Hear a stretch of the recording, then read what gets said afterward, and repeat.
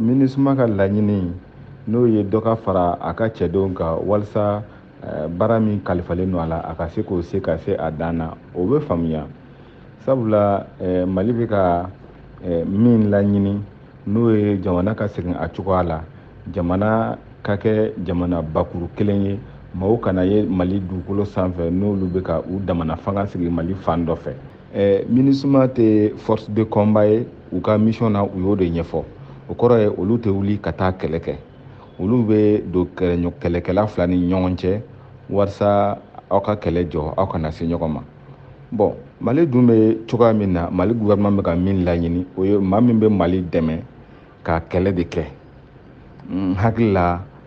Faransi kun nana 2012 la o hukumu de kɔnɔna la ni o kun ye force servale ye. MINUSMA ka mandat bɛ se ka falen n'o ye MINUSMA kan ka baara min kɛ Mali kɔnɔ, da bɛ se ka don a la, a bɛ kɛ ni sigikafɔ de ye. O sigikafɔ ye Mali gouvernement ni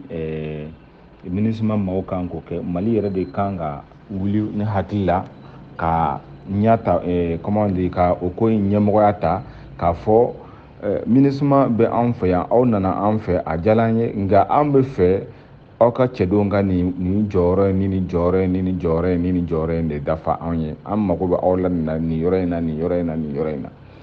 Kabini MINUSMA bɛ yan a ye baara caman kɛ, n hakili b'a la a ye dɛmɛ kɛ kosɛbɛ en 2013 élection ko la, hali 2018 la élection présidentielle la MINUSMA ye dɛmɛba de kɛ parce que u ye élection minɛnw ta ka t'u bila yɔrɔw la. Gouvernement jamana ka maaw tun tɛ yɔrɔ min na kuma la ka yɔrɔ minnu lakana, i b'a o yɔrɔ dɔw tun bɛ ni MINUSMA ka cɛdenw tun bɛ k'olu lakana, donc a jɔyɔrɔ tɛ ban,